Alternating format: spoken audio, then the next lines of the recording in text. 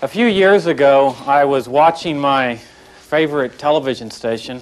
I can't say this very loudly around feet because there's always frowns when I mention this.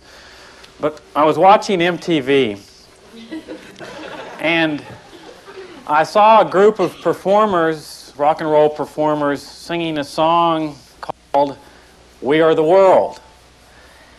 And as many of you in the room know, the purpose of this song was to raise money for people who were starving to death in Africa. And as I watched Bruce Springsteen and Cyndi Lauper, Bob Dylan, and the others performing this song, it gave me a good feeling inside. But at the same time, I had a sense of deep frustration. You see, I had a good feeling because here were members of my generation who were doing something voluntarily, as well as all of the people who were buying the song and organizing projects of this type in different parts of the world. And they were people in my generation who did not need to be forced by government to care for others, but instead were willing to do so on a purely voluntary basis. See, it was sort of proof positive that the politicians in society, who of course are good with everyone else's money, are not the only caring people in the world. But I also had a real sense of frustration, almost anger, as I watched these types of projects popping up in England and the United States and other countries. Because despite the efforts of the USA for Africa singers, there were still thousands of people dying every day who did not need to be dying. And the reason that they did not need to be dying is that there exists an idea in the 20th century, in 1988, which if it were just accepted by the people of the world, would result in the total elimination of all starvation. And the great tragedy of our time, the great tragedy of the time in which we live, is that people are either unaware of the idea, or they don't want to become aware of the idea, or when they do become aware of it, they consciously reject it, usually for reasons of envy or covetousness. The idea is a very, very simple one, and yet in its own way quite profound. It's the idea of economic liberty. It holds that no law shall ever be passed by any government which regulates people's economic activities or interferes with the unlimited accumulation of private wealth. It is this idea that has the potential for saving millions of lives all over the world. And the great tragedy is that it's not accepted. Now, in discussing this idea of economic liberty, I'd like to take a broad historical overview. I'd like to focus on three particular periods of time. First, the first period of time being that period of time which preceded the 1800s, before the Industrial Revolution. And then focus in on the 1800s themselves, and then finally conclude with an analysis of the situation in which we find ourselves in the United States and in which people find themselves all over the world. Let's begin with the first period of time. Now, one of the greatest deceptions that's found in our government textbooks and our government schools across the nation concerns the Industrial Revolution. Students are taught that the capitalist period was an evil period because capitalists exploited the working man. The focus is on long working hours, unsafe working conditions, child labor, and poor living standards in general. It was an evil period of time, students are told. You see, but the analysis in these government textbooks is defective. And the reason that the analysis is defective is because it makes an incorrect comparison. It compares living conditions as they existed in the 1800s with living conditions as they exist in the 1900s. When actually, the true comparison, the accurate comparison, should be between living conditions as they existed in the 1800s with living conditions as they existed before the 1800s. Because it's only in that way that we can determine whether this dramatic event, the Industrial Revolution, improved people's lives or made them worse. Okay, now what was life like before the Industrial Revolution? Before the 1800s? Well, contrary to popular opinion, this period of time was not an idyllic paradise. It wasn't a period of time where people are riding bicycles built for two on some pond, living lives of great joy. On the contrary, it was a life that was filled with misery, desperation, hopelessness, hunger, poverty, and death at an early age. A Frenchman named Fernand Braudel wrote a 3-volume series of books on the development of civilization. And in the first volume of this work, The Structures of Everyday Life, Braudel sets forth the statistical data about life before the 1800s. He talked about famines, poverty, sickness, and death. This is what he says. In addition to hundreds of local famines, the same type of famines that strike Africa and all places all over the world in the 20th century, France suffered almost 90 general famines, national famines, from the 10th century to the 18th century. Florence experienced, in a 400-year period, 111 years when people went hungry, and only 16 good harvests during that period of time.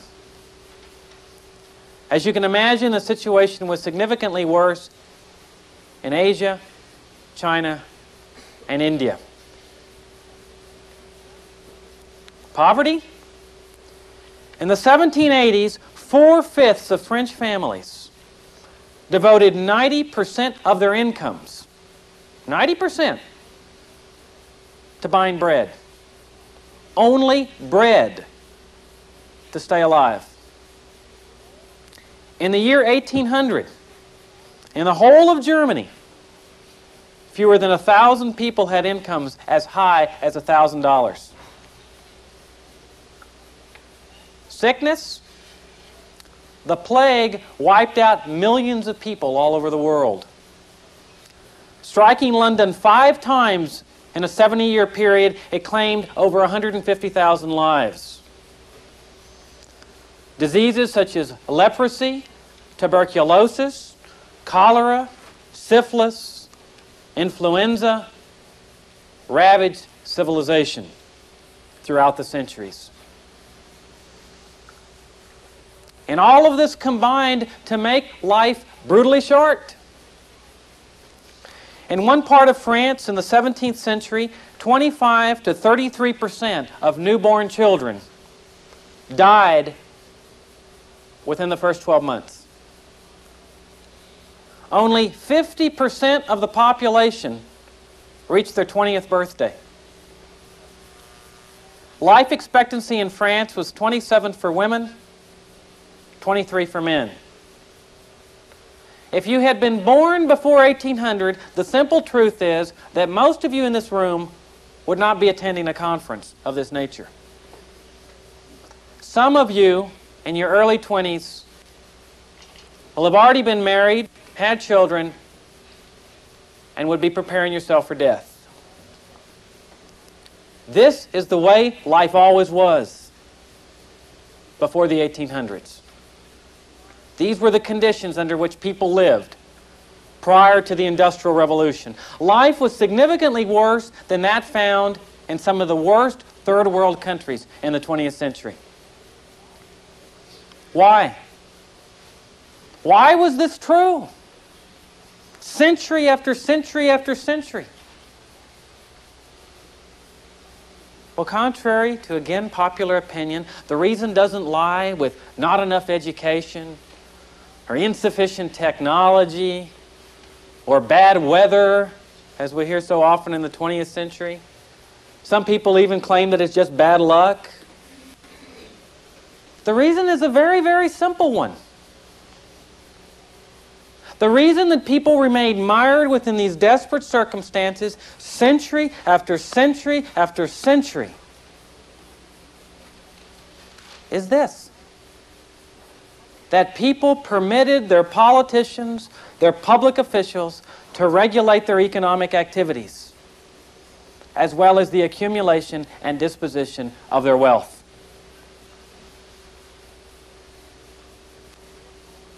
During the 1700s, the era of mercantilism, the era immediately preceding the Industrial Revolution, brutally enforced government rules and regulations regulated the most minute aspects of people's lives. For example, it took more than 2,000 pages in the law books to print the rules established for the textile industry. If weavers wanted to change the nature of their fabric, they had to negotiate with governmental officials an average of 4 years in order to get that accomplished. They could not simply change the fabric on their own. A seamstress was told through rules and regulations how to construct her sweaters, how to thread the needle, what colors to make the sweaters, how many sweaters to produce, what to charge for the sweaters, how much to pay her workers, how much sleep to give her workers. You see, the common belief was the same with respect to education or schooling in the 20th century. You had to have government plan the production of sweaters and bread, just as so many people believe that government must plan the production of education. And hardly anyone questioned the legitimacy, just as in the 20th century, hardly anyone questions the legitimacy of government to provide schooling. Because if government didn't provide schooling, how would people be educated? If government did not plan the production of sweaters or bread, how would people have anything to wear or eat?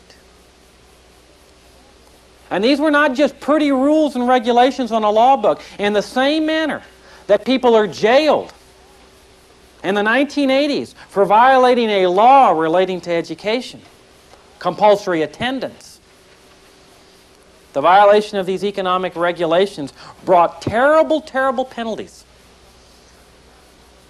For breaking the regulations governing printed calicos, some 16,000 people were either executed or killed in armed brushes with government agents.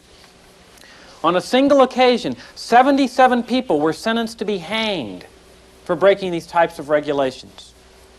58 to be broken on the wheel. 631 were sent to the galleys. Now, you should be aware, however, that there was one group of people that began doing very, very well in the age of mercantilism. You see, before that, in the Middle Ages, the age of feudalism, everyone was poor. The peasants were poor, the barons were poor, the lords were poor, the kings were poor. But in the mercantilist era, there was one group that began doing very, very well. Because as people began accumulating a little bit of wealth by breaking these economic regulations, by avoiding them, the kings discovered ingenious methods of raising taxes. And more significantly, the kings discovered a remarkable tolerance on the part of the people, their subjects, to pay these taxes? The natural response of people would be, of course we've got to pay these higher taxes. This is our government. The king has said we need to pay them. The king can do no wrong. So of course we, the people, must submit and pay. And the kings began living lives of great splendor and were able to wage foreign wars of great honor. And hardly anyone questioned it. You see, if the tax collector came to you to seize your income, to seize your property, the natural response of a person would be, of course. Of course the king can do this. This is the government. If the king came to seize you and said, you're going to go fight a foreign war to defend my honor, to object would have been unimaginable. Now, there were those who did object. Those who resisted tyranny by their own government, setting the tradition, setting the basis for such documents as the Magna Carta, the Great Charter, the Petition of Right, the Declaration of Independence. And for their troubles, these unpatriotic traitors, daring to criticize their own government, they were put in the stockades and had their ears chopped off. You just didn't question it. This was the government. You see, people throughout history have just naturally believed that their lives, their liberty, their property, their conscience were privileges bestowed by the government, bestowed by the public officials, by the politicians, and therefore subject to their unfettered control. This is the way life has always been. Always. From the beginning of civilization all the way up to 1776. Setting the stage for this second period of time in the history of man. But at the very end of the calendar, in 1776, a group of people come together, and it has got to be the most remarkable period of time in the history of man. That all of these people would come together at the same time and same place and share an idea that is the most revolutionary idea that man has ever developed. Because you see, the significance of the American Revolution does not lie in the military warfare that took place between Washington's troops and the English troops. That's besides the point. The significance of that revolution lay in an idea. A very, very simple yet profound idea. Because for the first time in history, a group of people rejected this age-old notion that their lives, their liberty, their property, their conscience came from government. They said, these are rights bestowed by our God, not by Caesar. And that therefore there's no reason to be thankful to public officials. There's no reason to be thankful to the government because I'm free, because I have wealth or property, because I have life. Never before had a people said this to their own government, to their own politicians. The idea was expressed when Thomas Jefferson expressed the prevailing beliefs of the colonists in the Declaration of Independence, that all men had been endowed by their Creator with certain unalienable rights. That among these rights are life, liberty, and the pursuit of happiness. And that to secure these rights, governments are instituted among men, deriving their just powers from the consent of the governed, the people. And that whenever any government becomes destructive of these rights, the rights of life, liberty, and the pursuit of happiness, it is the right of the people, anywhere, at any time, to alter or abolish that government and to institute new government. Several years later, this radically different idea of fundamental rights, of the limited function of government, was enshrined in the Constitution of the United States of America. I mean, here was a document that calls into existence a representative democracy, majority rule. But significantly, for the first time ever, the people of the respective states, the people of this nation that lived right in this nation 200 years ago, said that although this is a government that's going to be ruled by the majority through elected representatives, it is a government that will only be able to do the following things. And they enumerate the powers. And they say, you can do these things, you can exercise these powers, but none other. The people placing an external law constraint on their own politicians. Never before had people had so much courage as to attempt to do that to their own politicians. And then 3 years later, the people still didn't trust the politicians with political power. And so they ensured the passage of the first 10 amendments to this document that further expressly restricted the powers of the politicians. That even under majority rule, even if most of the people of the United States demanded it, 95%, even if 95% of the Congress wanted it, even if the President desired it, Congress could still not pass any law abridging freedom of speech, freedom of the press, freedom of religion, the right of the people to peaceably assemble, the right of trial by jury, the right of habeas corpus. This is where the power of the majority stopped. Never before in history had it taken place. You see, these people correctly viewed the Constitution not as a grantor of rights, as so many people do in the 20th century, that if the right's not listed in the Constitution, it must not exist, people say. These people saw the Constitution as a device to ensure that the politicians, the governors, do not interfere with pre-existing fundamental rights. Now, another great revolution took place in 1776. And this one again involved an idea. For it was during that year that a Scottish philosopher named Adam Smith wrote a book that would constitute a small candle lighting up the darkness of the millennia. Because what Smith did was he said, look, all of these rules and regulations governing economic activity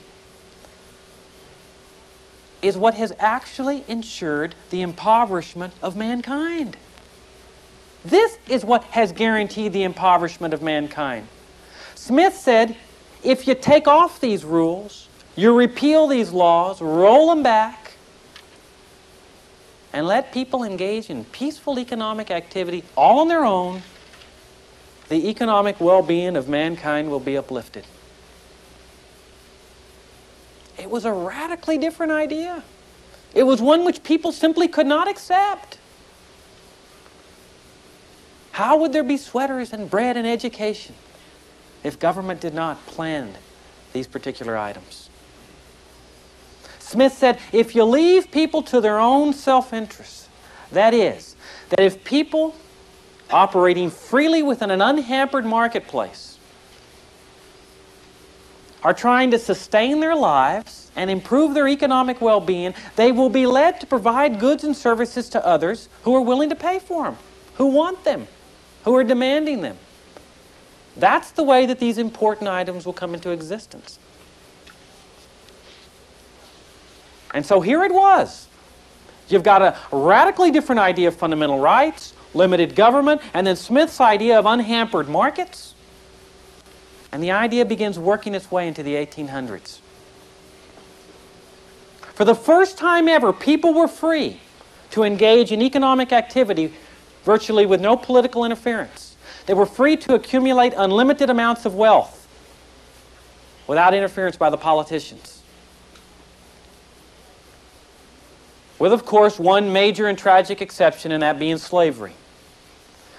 And with several minor exceptions, the primary purpose of the national government was to protect the lives and property of the people as they engaged in this economic activity and as they accumulated wealth.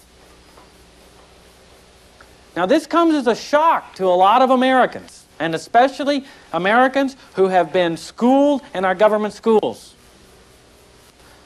But at one point, with several minor exceptions, the government was not permitted to grant any financial assistance to the elderly, the sick, the disadvantaged, the needy, the poor, or anyone else in need.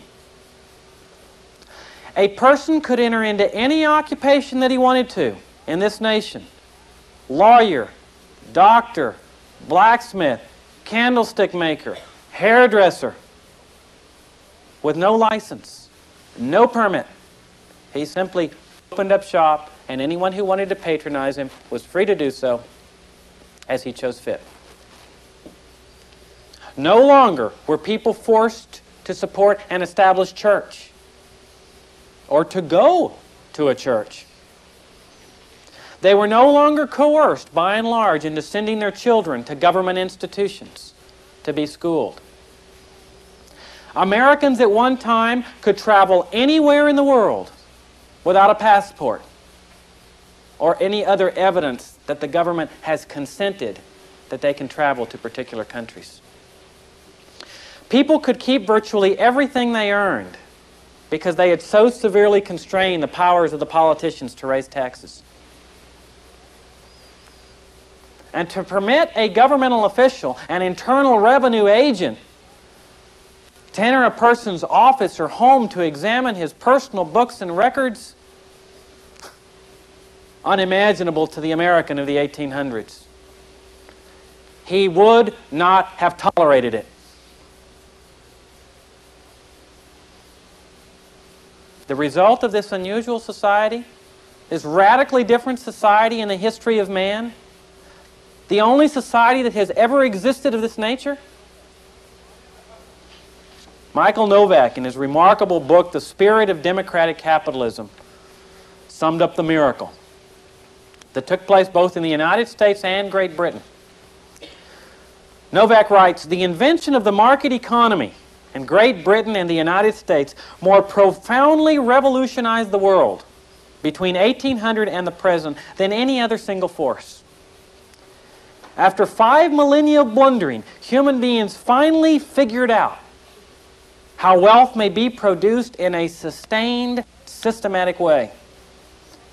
In Great Britain, real wages doubled between 1800 and 1850. And they doubled again between 1850 and 1900. Since the population of Great Britain quadrupled in size, this represented a 1,600% increase in 1 century. The gains on liberty of personal choice," Novak writes, "in a more varied diet, new beverages, new skills, new vocations increased accordingly."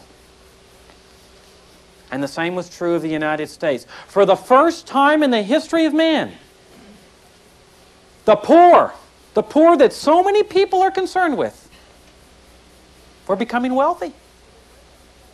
For the first time in history, they were breaking the bonds of birth, misery, desperation, death at an early age. First time ever. And this included the fact that thousands of penniless immigrants were flooding American shores every day. Didn't know how to speak English. Didn't have a penny to their name. And the standard of living of everyone was going up. You see, these remarkable people in history had not only not permitted their governmental officials to interfere with economic activity, they'd also ensured that their politicians would not interfere with the great fundamental right of the free movements of people. And what happened to the poor and the disadvantaged who did not become wealthy? who did not go from rags to riches in one generation? When people were free to accumulate wealth, there was the greatest outburst of voluntary charity that mankind had ever seen. Clarence Carson, in his book, there in the back, The American Tradition, observes that there was so much voluntary charity taking place, all of these voluntary associations, societies, schools. There was so much voluntary charity that, ironically, there were even people complaining that there's just too much voluntary charity in America. This is the way life was in the 1800s.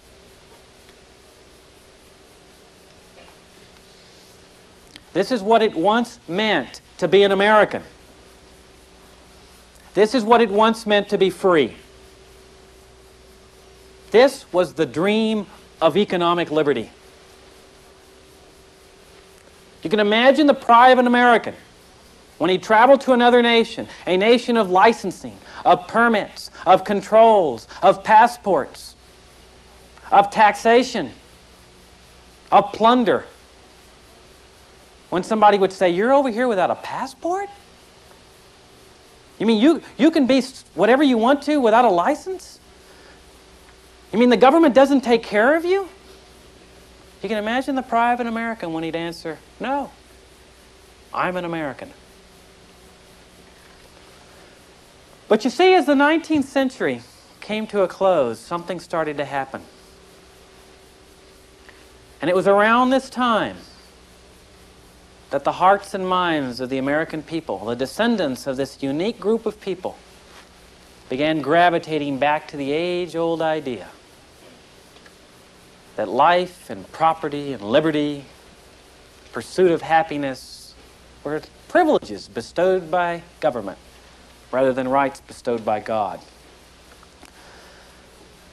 There were hints of change as early as the 1870s. They were reflected in a series of legal cases that came to be known as the slaughterhouse cases. The facts were these. The state of Louisiana, hearkening back to the age of mercantilism, the ideas that still held France in its grip, had passed a law for the city of New Orleans. The law granted a privilege to a select group of businessmen to operate the only slaughterhouse in the city of New Orleans. A monopoly, a legal monopoly. A law being passed for the benefit of business. All other slaughterhouses were required to close down under the guise of a health law. And if any butchers wanted to continue butchering, they could do so in the slaughterhouse of the privileged few. Now, there were several butchers, as you can imagine, that were not very happy with this state of affairs. They hired a lawyer named John Campbell, who had previous to that time served on the United States Supreme Court as a justice, who had resigned in order to assist the South in the Civil War, and who was then beginning a new law practice. The case has reached the Supreme Court, and Campbell presents a unique argument. But in a 5-4 decision, the Supreme Court holds this law of the state of Louisiana to be constitutional, to be consistent with this great document. The majority says, look, all civilized governments in history have regulated people's economic activities. Certainly the respective states of the Union, being sovereign in their own sphere, would be no different. But the significance of the slaughterhouse cases does not lay with the majority of this decision. The significance lay with the four losers, the dissenters, the minority. Because they accepted John Campbell's argument, this unique argument. And it is the idea of the dissenters that influenced lawyers, judges, and individuals all the way into the 20th century, all the way up through 1988. The dissenters, led by a man named Christopher J. Field, said, look, our nation is different from every other nation. Ours is a government of limited powers. If the power is not enumerated, or if it's expressly restricted, it cannot be exercised, even if a majority of the people want it. They said, here you have an amendment passed by the people of this nation, the 14th Amendment, that said, no state shall ever deprive any person of life, liberty, or property without due process of law. The dissenters said, what does that mean, due process of law? It's a term that stretches all the way back to Magna Carta. The dissenter says it means more than just procedural protections. The right to counsel, the right to cross-examine, the right to confront witnesses. It means more than that, the dissenter said. They said there are certain fundamental rights which exist, which no government can legitimately interfere with, even if the procedures are followed. They said among these rights are liberty. And then they said they took liberty to the highest intellectual level in judicial thought when they said, what does it mean to be free? What does it mean to be free? What is this thing called liberty that has made certain people throughout history fight for and actually die for in battles against their own government? They said liberty means more than the absence of physical restraint. That just because somebody's not holding you, just because you're not in jail, just because you can take a weekend off at a conference, doesn't mean you're free. The dissenter said freedom means, at a very absolute minimum, the right to exercise the talents and abilities that God gave you, to sustain your life, to improve your economic well-being without political interference. It was a radically different idea in judicial thought. It was around this time also that a fascinating series of cases reached the Supreme Court called the legal tender cases. At the inception of the Civil War, Congress, being unable to raise sufficient revenues to wage this unjust and oppressive war against the peaceful, freedom-loving people of the South, had passed a law authorizing the borrowing of money. The debt was evidenced with promissory notes issued by the government. People had loaned the government millions and millions of dollars in gold, because that was once the medium of exchange in this nation. Congress passes a law that says, not only are these notes not going to be honored by what they promised to pay, that is, the gold that was borrowed, but what we're going to do is pay back these notes with new notes issued by the government, and coincidentally, of course not so coincidentally, notes whose value had depreciated in the marketplace significantly, even to a point of 1/3 their face value. As you can imagine, several Americans were not very pleased with what their own government had done to them with this law. The cases reached the Supreme Court, and in a split decision, the court says not only does this law violate fundamental principles of morality, thou shalt not steal, but it violates the Constitution of this nation as well. Because there is no power enumerated authorizing a legal tender law of this nature. Within 1 year, due to a shift in the personnel in the court, one judge retiring, 2 new judges being appointed, judges whose views were known in advance, the case of Hepburn versus Griswold was overturned. In the case of Knox versus Lee, the Supreme Court held this law to be constitutional after all. It was one of the most disgraceful days in the history of the Supreme Court of this land. And it is a decision that has had ramifications decade after decade after decade into the 20th century, permitting the plunder of so many Americans, poor Americans, middle-class Americans, wealthy Americans, by their own government. It was around this time also, around 1870 or so, that a German philosopher named Karl Marx wrote a book entitled Das Kapital. Marx enunciated the doctrine, from each according to ability to each according to need. What a noble notion. It's a notion that virtually no American disagrees with. We all hear that the system should be reformed. It should be changed. We need to eliminate the waste, the fraud, the abuse. But virtually no American will argue for the absolute and total elimination of the welfare state.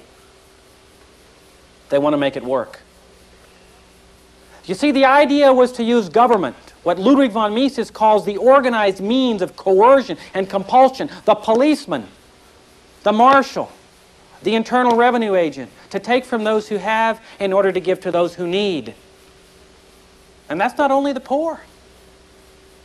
I went skiing up in New York about a month ago, and there on the ski resort was a sign proclaiming how great it was that the people of New York had paid taxes to fund this ski resort so that people could continue skiing through April. You see, but no longer would the needs of the poor and the disadvantaged have to depend on the unpredictable private decisions of individuals. Now people would be forced to care for others whether they wanted to or not.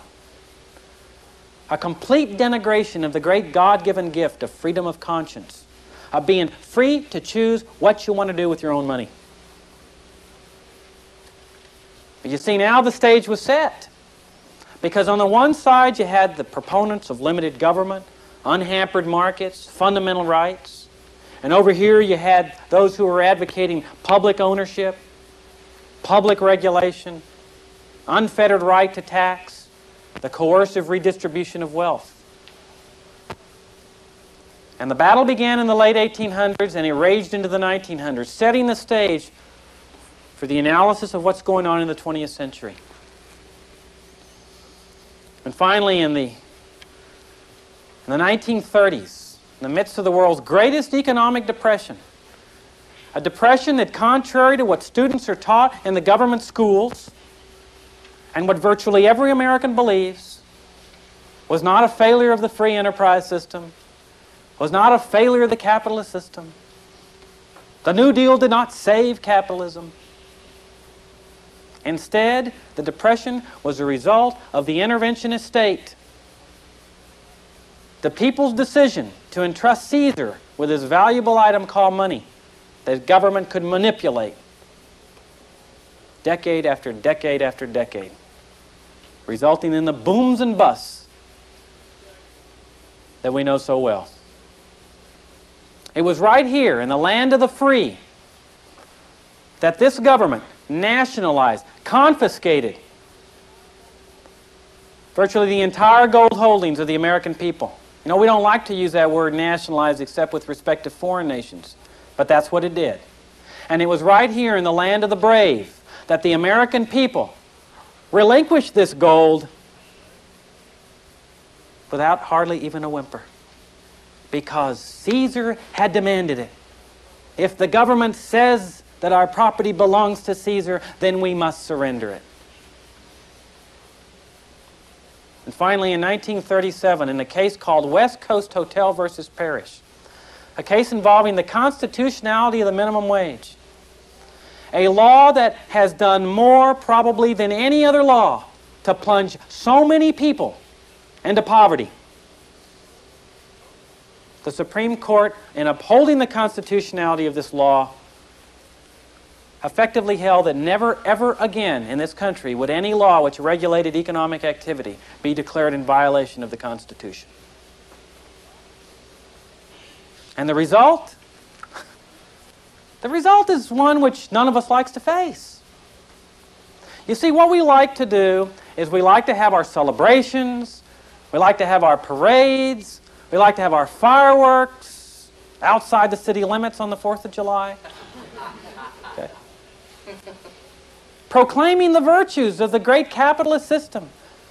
How our free enterprise system is better than the socialist system in the communist nations, Soviet Union.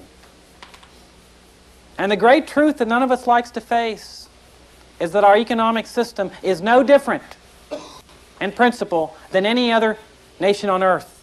Cuba, Nicaragua, the Soviet Union, France, England, the United States, take your pick.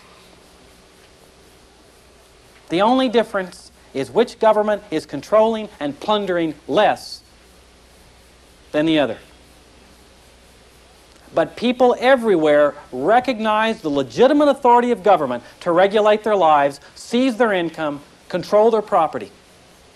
And like the average Soviet citizen who patriotically supports what his government's doing, the average American fervently supports such things as minimum wage laws, price supports, tariffs, import quotas, zoning restrictions, government schools, the money monopoly, the postal monopoly, on and on and on. And our income, I should say the government's income that we produce, because you see the politicians now decide how much of we produce we are going to be permitted to keep. We don't make that choice. The politicians do. If they decide that it's going to be a third, that's the way it is. We submit. If they decide it's going to be 99%, that's the way it is. We submit. They control what we produce. And then everyone runs to the public trough to get what is rightfully his. You see? Whether it's Social Security, whether it's welfare, public food stamps, public housing, corporate loan guarantees, university grants, on and on and on. Everyone trying to get as much as he can on that loot because it's rightfully his. And ironically, every April 15th, just a few days ago, every one of us in this room, doing his best to protect his own pocketbook from getting looted. You see, we just block out of our minds that the money's coming from everybody else. It's like government has a fountain of wealth to give to everyone. It is a way of life that over the centuries and in the 20th century is destined to turn neighbor against neighbor, parent against child, citizen against citizen. I'm trying to get as much of the loot out of your pockets, and you're doing the same to me. And we just call it like it is. You've seen the signs in your community? Jobs for your community provided by the federal government? Free jobs! That money came from us in New York, but don't worry because we're trying to do the same to you. It's the way Frederick Bastiat described all governments in history. The great fiction. It's a fiction by which everyone is trying to live at the expense of everyone else. Now, it's true that with respect to various aspects of political liberty, religious liberty, intellectual liberty, by and large, our nation towers above all the rest, with some significant exceptions. But with respect to economic liberty, the principle is just the same in every nation. Control and plunder. And the great advantage that we have in this nation is that the government has not been permitted to control and plunder to as large extent as the government does in Mexico, East Germany, Nicaragua, and Cuba. And that's the reason why people in Laredo, Texas, as poor as that city may be, live significantly better lives than people just on the other side of that river. It is not the river that causes so much poverty. It is the lesser extent of plunder and control. The depth of the tragedy cannot be understated. Because at one time this nation was different. It was a beacon of hope for people everywhere who yearned to be free, who yearned to come to a country where government did not guarantee your sustenance, where you were on your own, where it was root, hog, or die. And now that no longer exists. And now this dream of economic liberty exists only within a small group of people. Is there any chance that we could ever see this dream re-enshrined within this nation? Our method at FEE frustrates a lot of people. Okay? Frustrates a lot of the people that have been influenced by us over the years. We do not involve ourselves in political activity. We don't take stands on legislation as it's coming out. We don't issue particular policy reports. We don't get involved with any great movements. What we say is, look, everybody's got his niche in life. You've got to be true to yourself. If your purpose in life is to run for political office or do these types of things, so be it. We advocate a different method, a method of self-improvement, of doing everything you can to improve yourself, to reform yourself. As the Stoics said, to conquer thyself. As the prime exemplar said 2,000 years ago, be ye therefore perfect. We rely on what's called the law of attraction. That if you want to learn to play golf, who do you go to? You go to the golf pro, the guy who's mastered the game of golf. You want to learn how to ski, you go to the ski instructor. And so it is with freedom. That if you spend your time so improving your own understanding of freedom, what it means to be free, that gradually others will be attracted to you and seek out the knowledge that you have attained. Now, it may be a slow process. It may very well be that they'll seek you out after you're dead, like we've done with Bastia, like so many people do with Jesus, Socrates, Aristotle. But we believe that it is only in this fashion of self-reform that any meaningful change can take place. The idea is simply this. Bruce talked about it a little bit. That if we're all out on the desert, in the darkness of night, no moon out, trying to find each other, we can spend all our time grappling and groping and seeking each other out. Or one person can light a candle of knowledge, of understanding, of wisdom, that others become attracted to. And a second candle's lit, and a third candle. And the darkness is gradually extinguished through that light. It's not a numbers problem that we're faced with. We don't have to educate the masses. It is a leadership problem among ourselves. To do everything you can to prepare yourself to be called, and then go when called. None of us knows why we're here. None of us. He hasn't shared that with us. Okay? But I can't help but believe, after thinking about this for some period of time, that my purpose in life and your purpose in life has something to do with growth, with individual growth. Like life on earth is like an egg. It's like hatching. Developing the talents and abilities, however meager they may be, that God gave you. That if you're a mechanic, if you're a waitress, you're a hostess, an airline pilot, a lecturer, or whatever, doctor, lawyer, be the best of whatever you are.